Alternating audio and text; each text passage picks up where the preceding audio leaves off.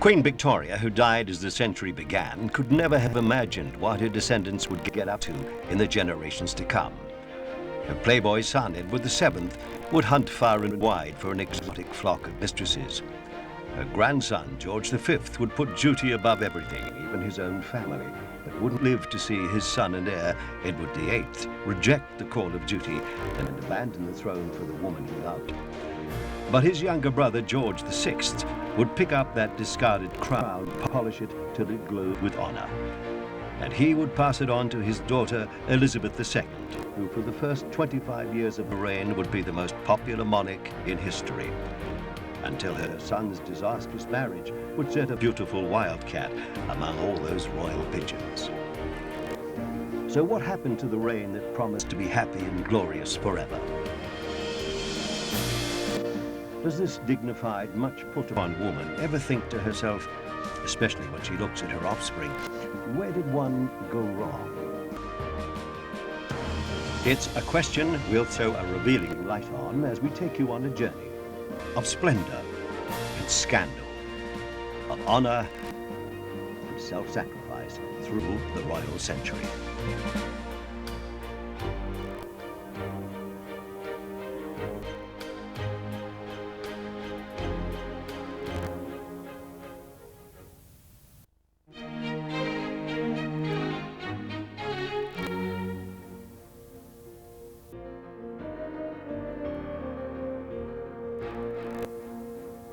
Queen Victoria, that marble pillar of moral rectitude, set standards of behavior for royals and others that were forbiddingly high.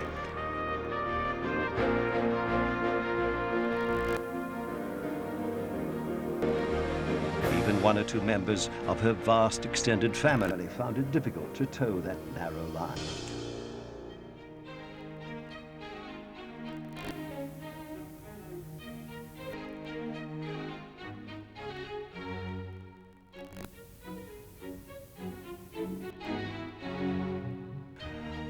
Almost inevitably, her eldest son, Edward VII, became a dedicated playboy who spent almost as much time on the grass moor as he did in the boudoir.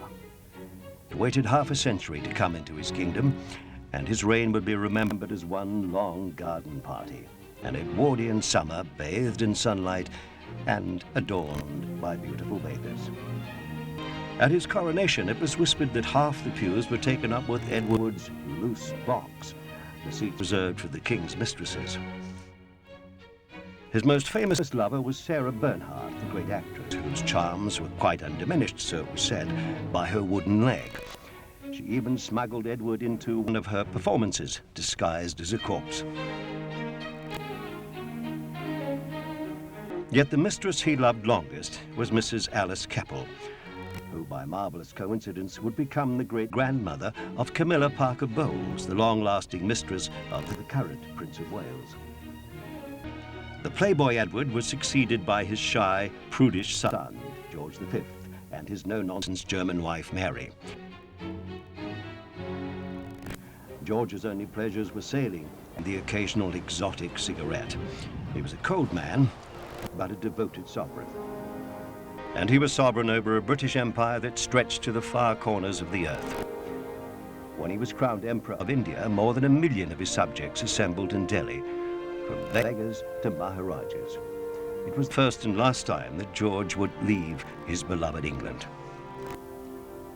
Back home, as war with Germany threatened, George hastily changed his family name from Saxe-Coburg-Gotha to the much more suitable Windsor.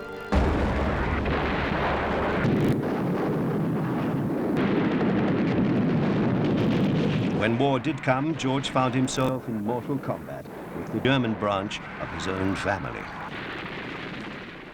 His son Edward, Prince of Wales, was forbidden from taking up arms, but he fought a splendid propaganda war and later became a peacetime ambassador for the British Crown.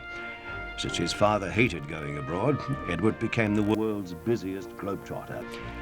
Year after year, the handsome prince ventured into the darkest corners of the empire, finding relief from his royal rounds in the occasional dalliance with the wife of a colonial official.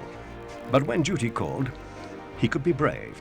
In the 1920s, he chose to visit India, despite warnings that he might be putting himself in personal danger.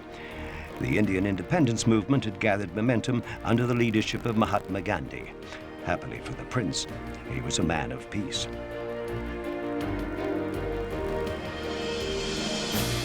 In the 1930s, he shook the dust of the East from his royal heels for the more interesting charms of the Wild West, but he thought constantly of the high life back home.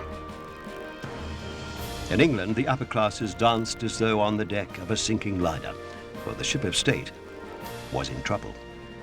Suffragettes were on the march, demanding that women be given the vote. The Great Depression had gripped the nation by the throat. Miners were demanding a living wage, and their children were scavenging for fuel and even food. The prince made a bold gesture. He was seen talking to miners' wives, and his words rang round the kingdom. Something must be done. But Edward would soon lose interest in politics and royal duties of every kind. He was in love. She was an American called Wallis Simpson, no great beauty, but a fascinating woman of the world who knew what she wanted, and she wanted Edward. Alas, she was already married and totally unsuitable for a man born to be king.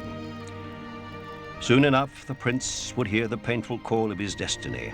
Even as he paced behind his father's coffin, he knew he faced a momentous decision. Could a man who'd become king overthrow 1,000 years of tradition and marry another man's wife? As soon as Wallis had divorced her husband, the new king sneaked her off to a secret villa in the south of France. Only a handful of trusted friends knew they were there, or so they imagined. The foreign press had tracked the lovers to their hideaway, and, as this rarely shown footage reveals, caught the King of England and his American mistress together.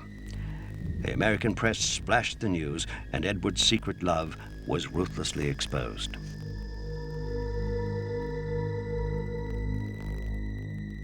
Back on duty, Edward found himself in an all-or-nothing battle with the political establishment.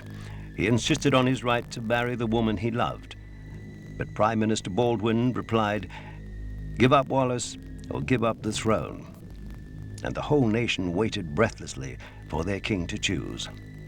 He used the new medium of radio to tell the world his decision. I have found it impossible to carry the heavy burden of responsibility and to discharge my duties as king as I would wish to do without the help and support of the woman I love. So in the end, Edward did marry his Wallis, and as Duke and Duchess of Windsor, they lived resentfully ever after. Even as Edward made his exit, his younger brother, the shy Duke of York, was being hailed as the new king. Henceforth, this reluctant monarch would be known as George VI, the king who healed his nation's wounds by putting duty before self.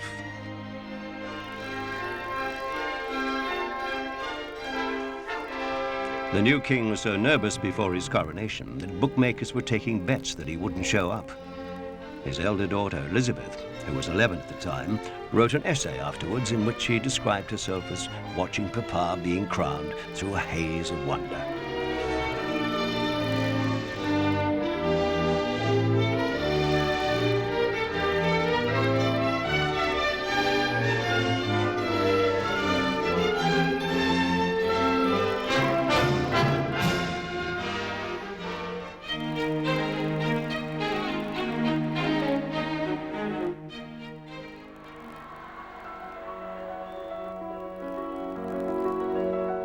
For the first time in living memory, it seemed that Britain had a truly happy family reigning over it.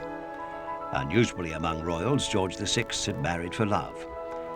His bride, Elizabeth, was a commoner, and the union had only been acceptable because at the time no one dreamed he'd ever be king. In the years to come, Queen Elizabeth would provide the strong arm on which he would need to lean through the turbulent years that lay ahead. Although Princess Elizabeth and her younger sister Margaret Rose were new to palace life, they were already skilled in the arts of being graciously royal. The one most at ease was the king himself, troubled on all public occasions by the stammer that had haunted his childhood. And in recognition of it, my first a word. It must be one of praise for the enterprise, enthusiasm, and hard work which have made it possible. The Queen helped her husband to overcome his painful shyness. She encouraged him to break with stuffy tradition, to mix with ordinary folk and join in their pleasures.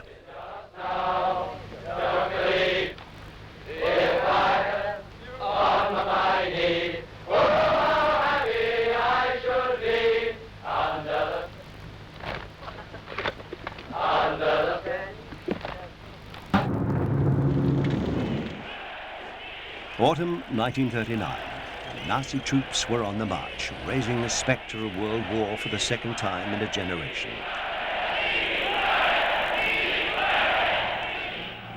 Poland had been invaded, and Britain had no choice but to go to war once again with Germany. As the air raid sirens wailed their warning and a host of children were evacuated, the royal princesses spoke words of good cheer on the radio. Thousands of you in this country have had to leave your homes and be separated from your fathers and mothers. My sister Margaret Rose and I feel so much for you, as we know from experience what it means to be away from those we love most of all.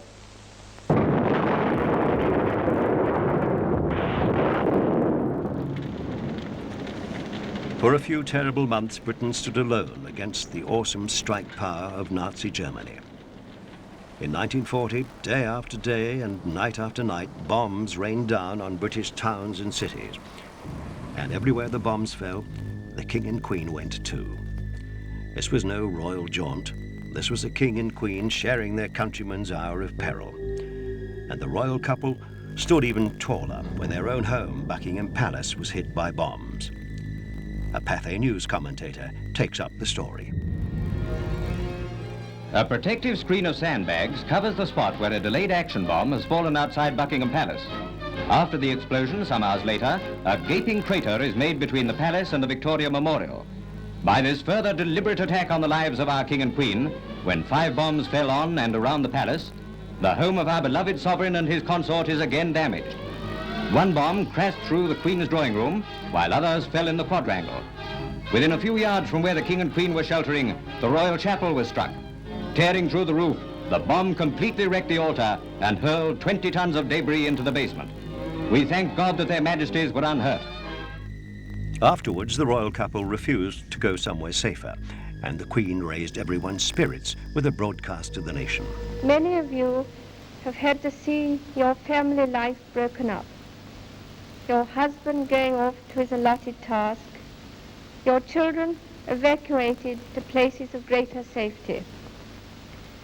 The King and I know what it means to be parted from our children, and we can sympathize with those of you who have bravely consented to this separation for the sake of your little ones. The Queen followed up her broadcast with a visit to the country to see how some of London's evacuated children were surviving. Her message was, "These children are our children. We are all one family." The King, meanwhile, was at the front, shy but resolute, doing his bit to stiffen morale. His elder daughter, though, had something to celebrate.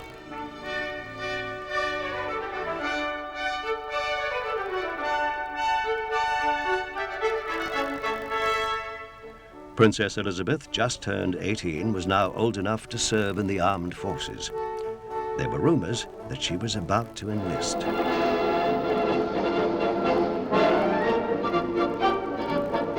Taking a driving course at a training center is Princess Elizabeth, 2nd Subaltern, ATS.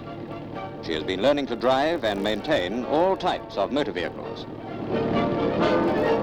When the training center was visited by the King and Queen and Princess Margaret, they found Princess Elizabeth in overalls working on the engine of a Red Cross lorry.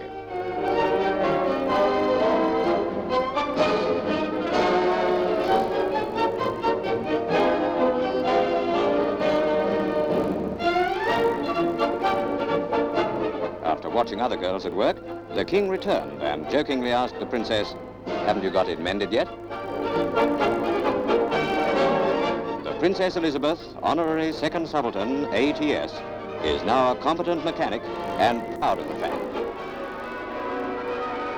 It was spring, and amid the wreckage, Britons everywhere rejoiced in the news they were hearing on the radio. Hostilities will end officially at 1 minute after midnight tonight, Tuesday, the 8th of May. We may allow ourselves a brief period of rejoicing. Today is Victory in Europe Day.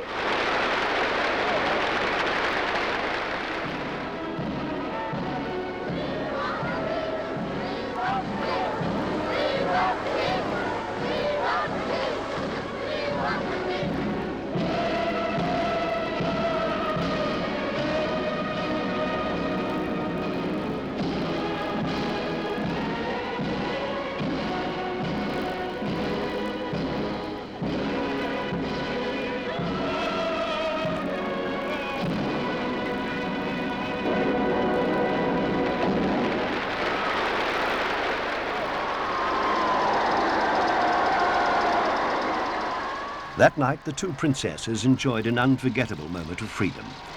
They slipped out of the palace and, unrecognized, danced and sang with the celebrating crowds. They even led chants of, "We want the king."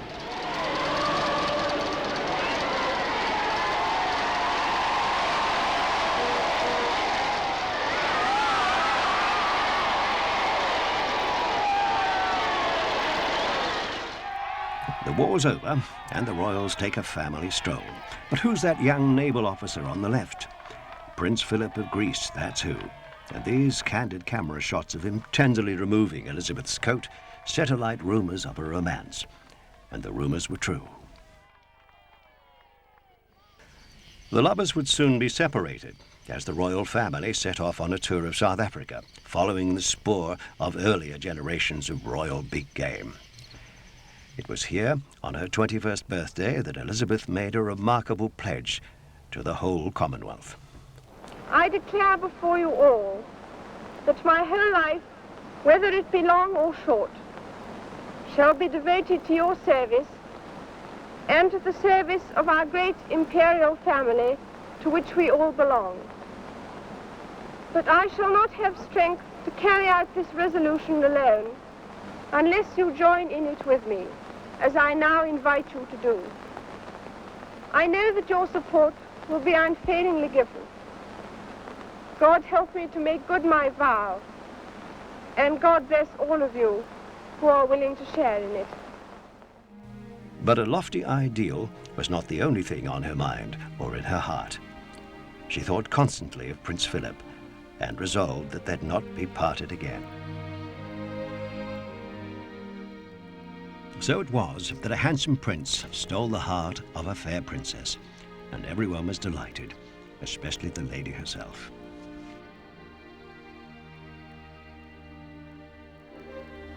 The first royal wedding of George VI's reign could not have been better timed. It lit up the grey post-war period when clothes and even sweets were still rationed by adding a vivid splash of colour to the nation's life.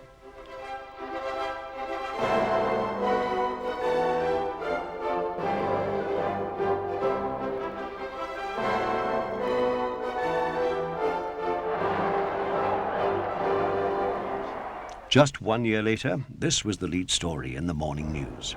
It has just been announced from Buckingham Palace that Her Royal Highness, the Princess Elizabeth, Duchess of Edinburgh, was safely delivered of a prince at 9:14 p.m., and that Her Royal Highness and her son are both doing well. The arrival of Prince Charles brightened the scene still further. Elizabeth and Philip had wasted no time in doing their royal duty and providing an heir to the throne.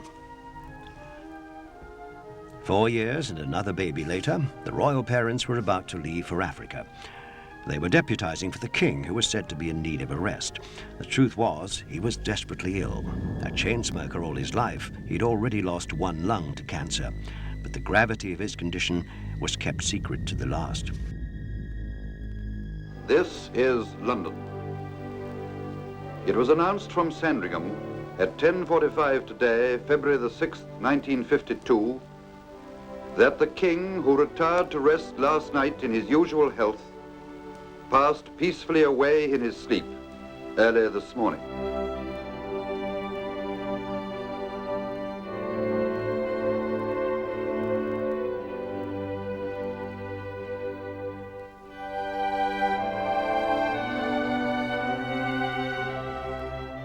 Elizabeth Alexandra Mary is now, by the death of our late sovereign of happy memory, become Queen Elizabeth II.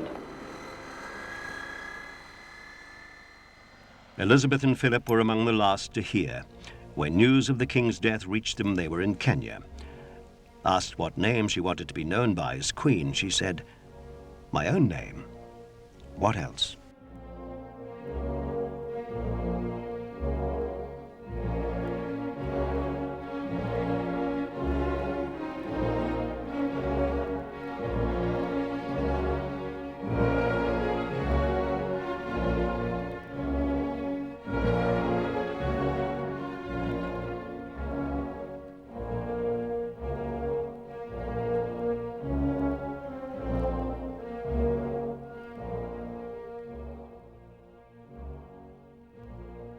The Queen's first public duty was to lead the mourning for her own father. The three striking figures in mourning veils were an historic first. Three queens from three generations of Windsors mourning a father, a son, and a husband.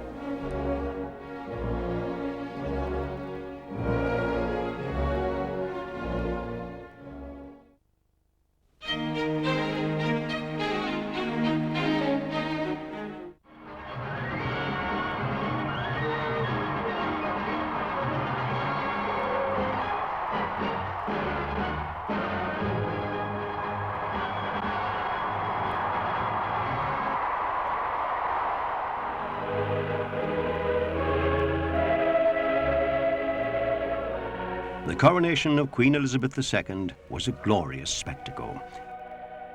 Even the nobles in Westminster Abbey had never seen its like before.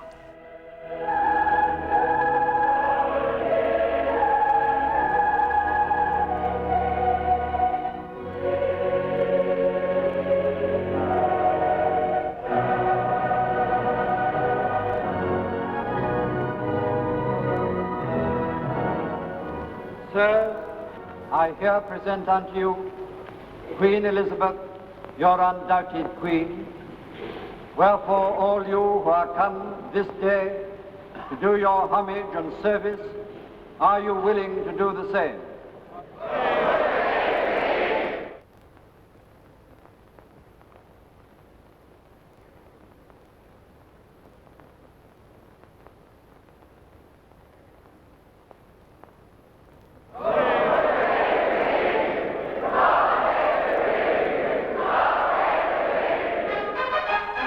If the young Queen could have foreseen the storm clouds that far in the future would darken the private and public lives of her family, her radiance might have dimmed. But on this day, for Elizabeth and her subjects everywhere, a shining new Elizabethan age had dawned.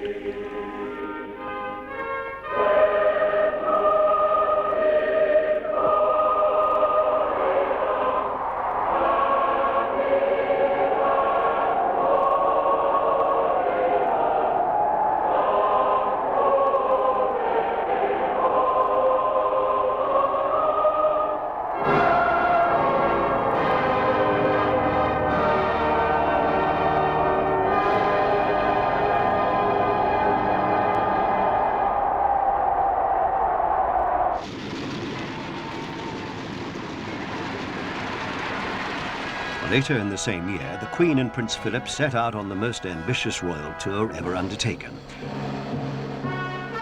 From Jamaica in the Caribbean, West Indies, to Fiji in the South Pacific.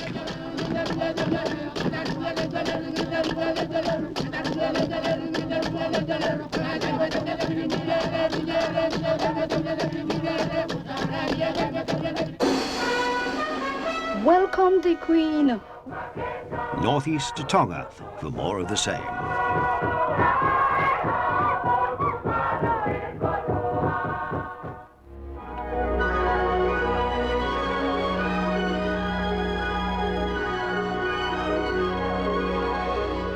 and south to New Zealand, where the natives were even friendlier.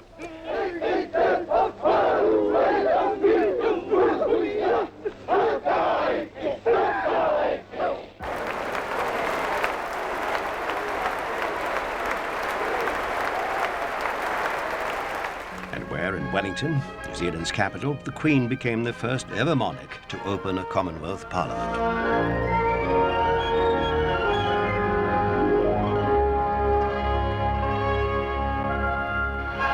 Welcome to this continent which is ours and yours. Welcome to Australia. Welcome the Queen. Australia gave the Queen a sun-tanned, sparkling surfed welcome. 3/4 of the entire population of Australia turned out to see her during her stay.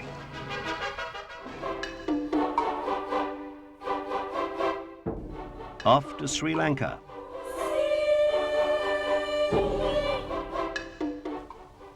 Then a final lap through India, the giant of the Commonwealth, and home by royal yacht to a tumultuous welcome.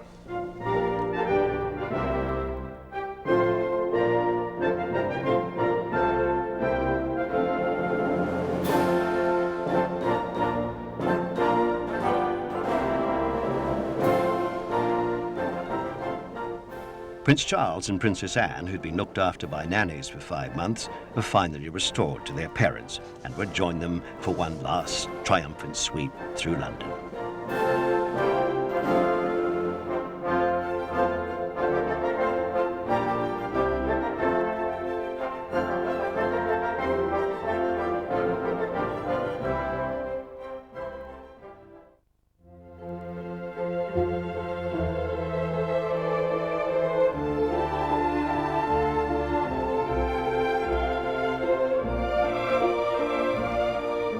The royal family presented themselves for the newsreel cameras in the grounds of Balmoral Castle and gave off an air of happy togetherness.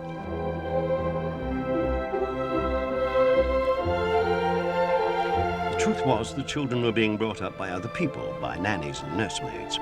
Already they were growing apart.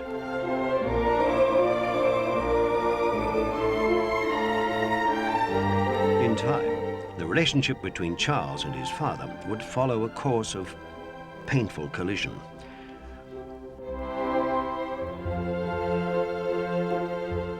As they strolled through the garden, they gave the impression of being an ordinary family. They were not, and never could be.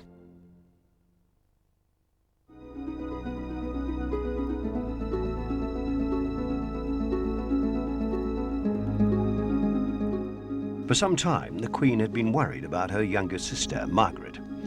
10 years earlier, when the war in Europe was at its height, a handsome RAF hero had joined the palace staff as equerry or aide to her father, the King. His name was Group Captain Peter Townsend, and the young Margaret had developed a teenage crush on this older man. Margaret had since blossomed into a rare beauty, and her teenage crush had matured into a passionate love. Alas, Townsend was not only 15 years older, he was a divorced man and therefore forbidden fruit to a royal princess.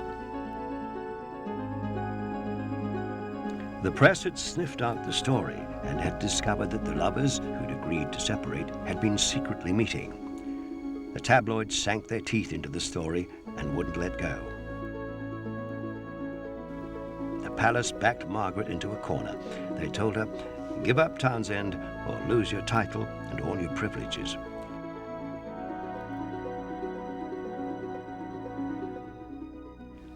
She decided to stay an unhappy princess.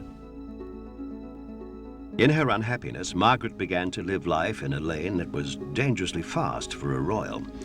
She started moving in glitzy showbiz circles. So the Queen was delighted when she fell for Anthony Armstrong Jones, a society photographer.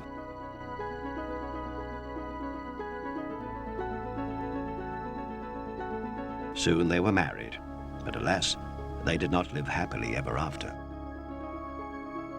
For Margaret, it would be back to the royal round.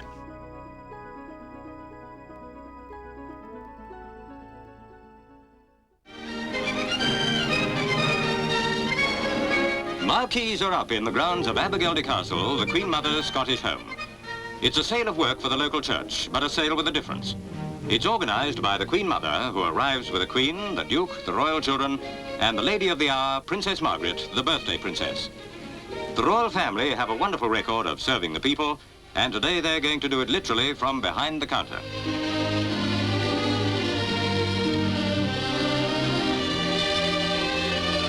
The Queen Mother organises her staff. The Queen is to start with biscuits, Princess Margaret with children's mugs and household goods, the Duke's to run the provision stall with Prince Michael's help, and as for the youngsters, well, there's heather at sixpence and postcards at fourpence. The family hope to raise enough for a new vestry for Crathie Church, which they attend when they're at Balmoral. With all those customers, they should succeed. Within a few minutes of starting, they're doing a roaring trade, though Princess Anne's a little overwhelmed by it all at first. Oh, well, let's take the plunge and sell something. How about this one? It's only fourpence. The Queen could do with 2 pairs of hands. The royal family rarely have occasion to handle money, but you'd think they'd been doing this all their life.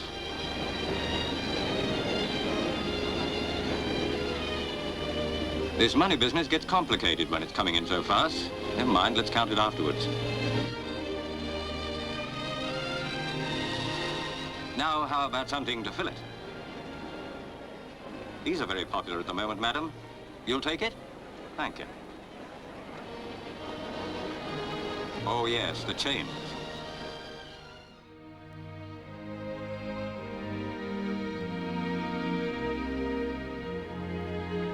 For Prince Charles, the fun was over.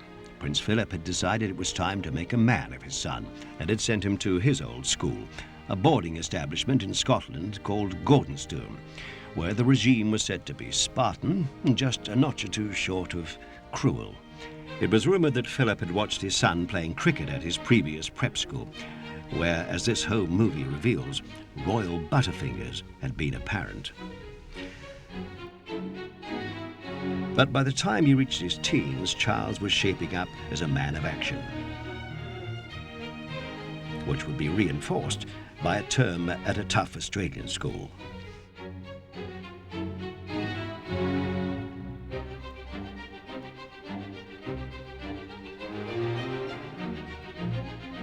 Years have passed. The Queen, supported now by Charles and Anne, is about to open state parliament. It's a role she takes seriously, and even in Westminster, this most cynical of arenas, her political judgment is widely respected.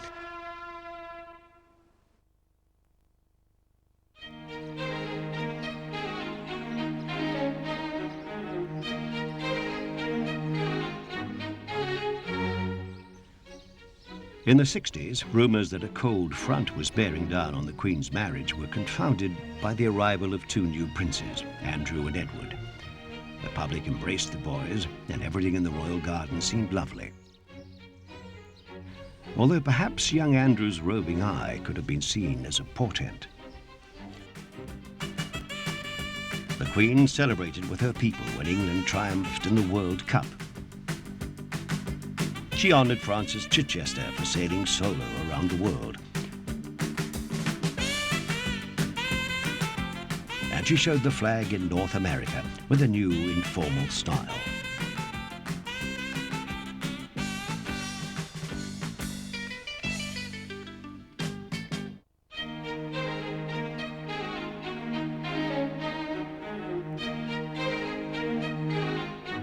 Charles was stepping out as the most eligible bachelor in the world, a prince with an eye for the sporting chance.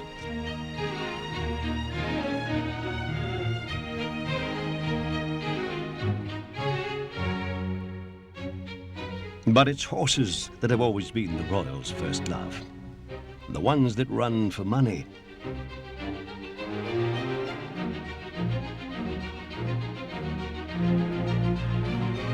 The ones that pull carriages, and the ones you chase a small white ball with.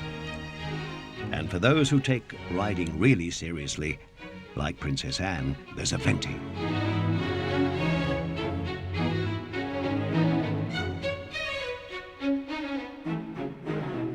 Princess Anne proved a superb eventer, winning a place in Britain's 1972 Olympic team.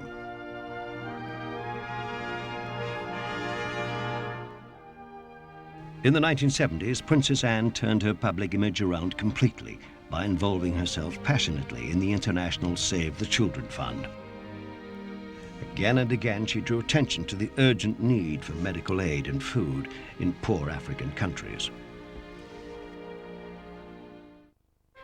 The 70s were proving to be a depressing decade for Britain, yet astonishingly, when the Queen's Silver Jubilee dawned, the country suddenly fell in love with the royals all over again. Street parties erupted benignly all over the place, and the Queen arrived on cue to set the beacons ablaze.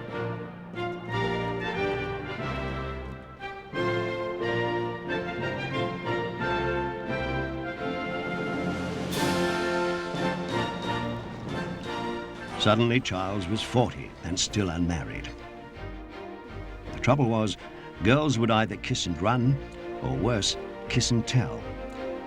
What was urgently needed was a girl with breeding and no form at all.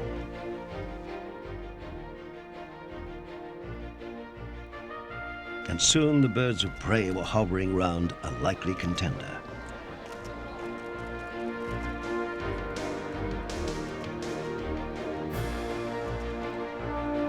With almost unseemly haste, a courtship became a betrothal, and Charles presented Lady Diana Spencer to the world.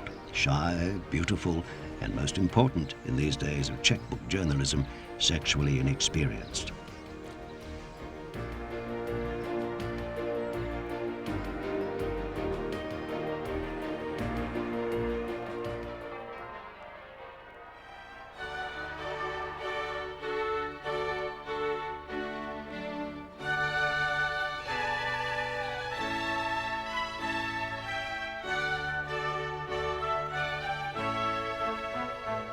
It was a wedding more glamorous than anything Hollywood could have contrived, the fairy tale beginning everyone had longed for.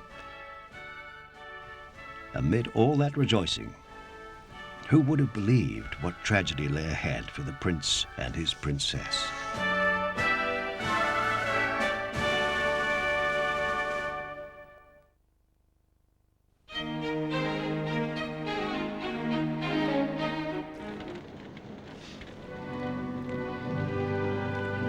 A decade later, the sky over Windsor was an ugly red. The castle itself was ablaze from a fire that raged through the night and all the next day and left £40 million worth of damage. It was as though fate itself was punishing the House of Windsor for blackening the family name. For the fire came at the end of a year in which scandal after outrageous scandal had charred the very fabric of royalty. Shortly afterwards, in an amazingly candid speech at London's Guildhall, the Queen confessed her dismay. 1992 is not a year on which I shall look back with undiluted pleasure. In the words of one of my more sympathetic correspondents, it has turned out to be an annus horribilis. And the Queen's horrible year wasn't over yet. I wish to inform the House that Buckingham Palace are at this moment issuing the following statement. It reads as follows. It is announced from Buckingham Palace that with regret, the Prince and Princess of Wales have decided to separate. Charles's marriage to Diana, 10 years earlier, had been the start of it all. Their coupling had been so brilliantly stage-managed that the public believed it to be the stuff of true romance. Yet even during their honeymoon at Balmoral, there were hints of the first distress signals. Have you cooked a breakfast yet? Diana was already suffering from the eating disorder that would seriously injure the marriage.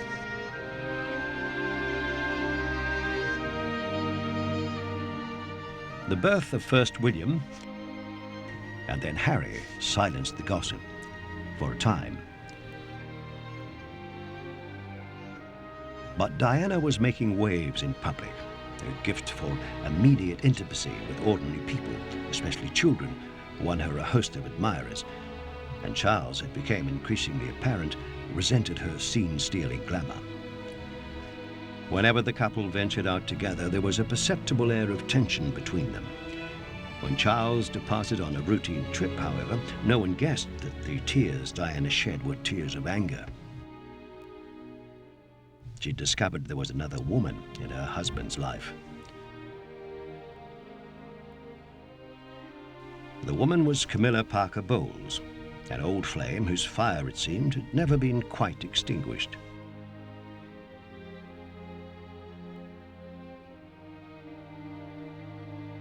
Meanwhile, Prince Andrew, Charles's younger brother, had shaken off his playboy image, or so he kept protesting. After a brave showing as a helicopter pilot in the Falklands War, he'd finally met his match in a boisterous redhead called Sarah Ferguson.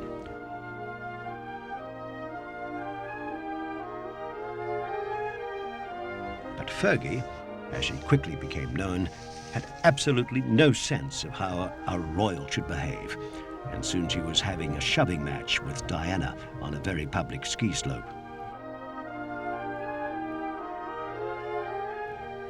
Then Fergie's financial advisor, John Bryant, was snapped by the tabloids in an embarrassingly intimate pose with her, and her reputation suffered a body blow from which it seemed she would never recover. There were more royal shocks to come. In 1992, Andrew Morton published his startlingly frank biography of Diana. It painted a dramatic picture of a captive princess shunned and bullied by the royal family because of her eating disorder. It caused a sensation.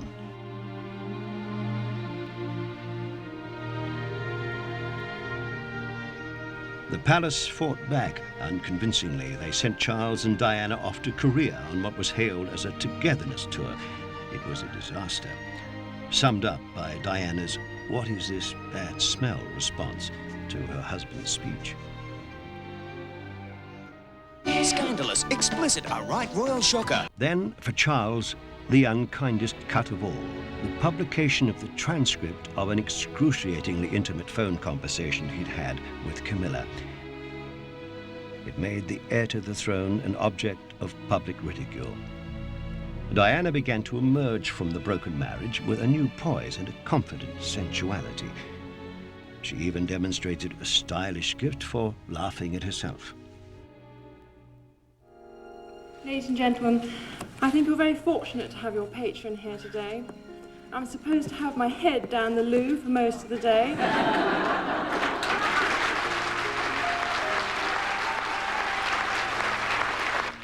I'm supposed to be dragged off in a minute with men in white coats. So if it's all right with you, I thought I might postpone my nervous breakdown to a more appropriate moment. But the laughter stopped when Diana found it was her turn to be humiliated. The young army officer, James Hewitt, whom she turned to in her unhappiness, had written a book bearing all. Now, like Judas, he fled into the night, clutching his pieces of silver.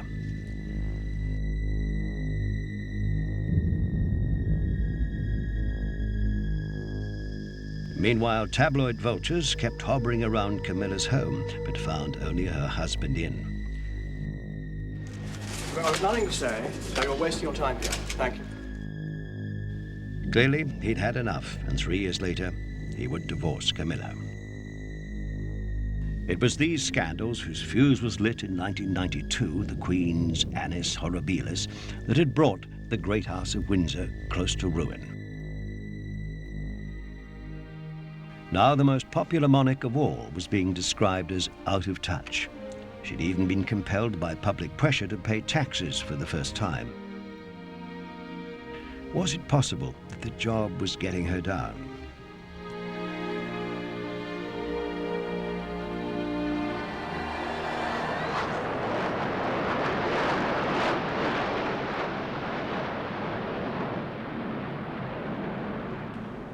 As always, it was the Queen Mother who rode to the rescue. I do hope that all those who go to the many ceremonies arranged will remember with pride and gratitude those men and women, armed and unarmed, whose courage and foresight rarely helped to bring us to victory.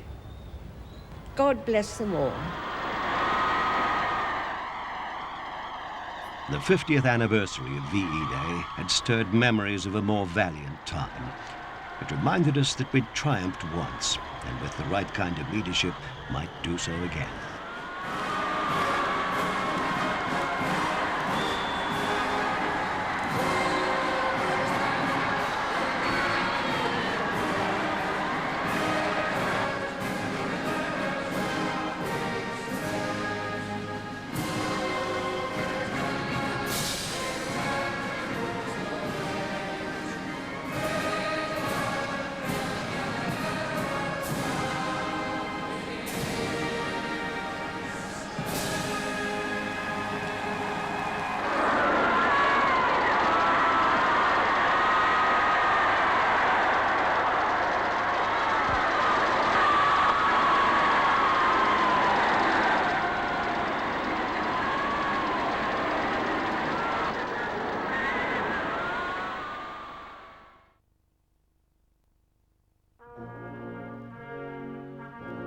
The crowds that had gathered at Buckingham Palace to cheer a great victory would come again 52 years later, but this time they came to grieve.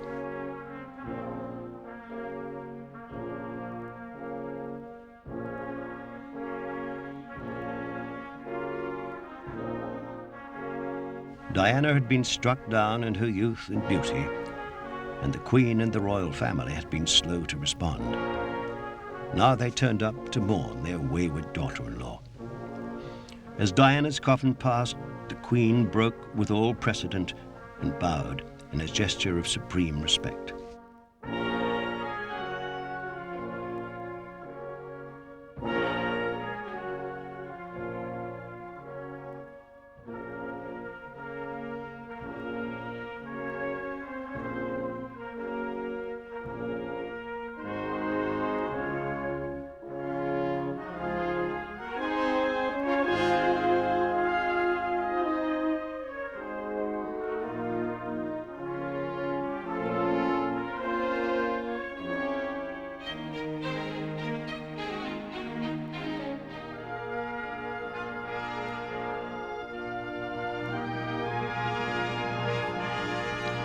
As the pain of Diana's death began to recede, there were signs that the royal family might be making a comeback in the public's affection.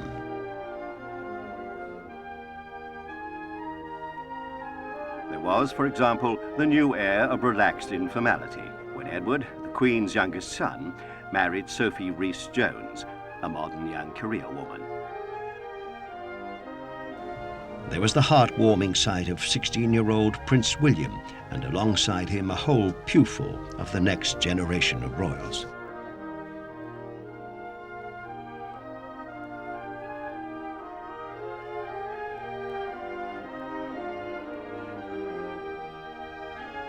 And didn't the bride look just a little like the late Diana?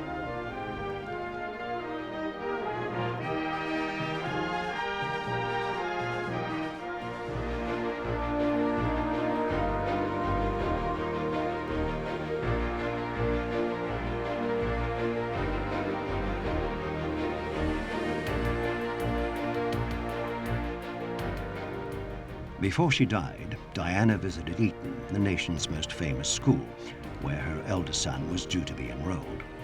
She had been passionately involved in her son's upbringing, and she made it clear that along with formal learning, she wanted them to experience all the simple pleasures that ordinary people know. She wanted them to unbend, have fun.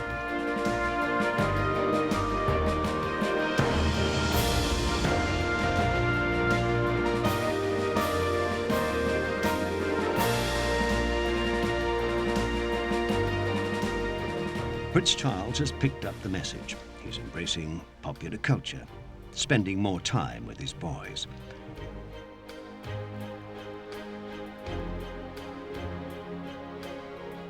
He's learned to listen to the young and not just to nod politely. The unresolved problem he will one day have to face is, will the public ever accept a Queen Camilla? More important, will the Queen?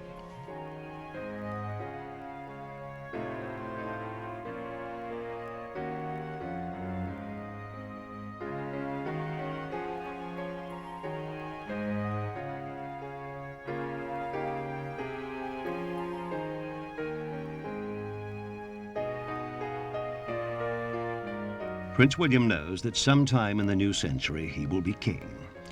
He knows that the job is both a great prize and a great burden. He doesn't yet know whether he will be man enough to shoulder it. But his prospects look good.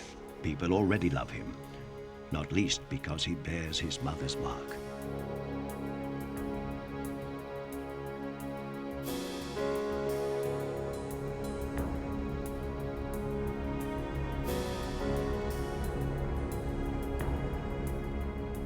A royal century passes and another one begins.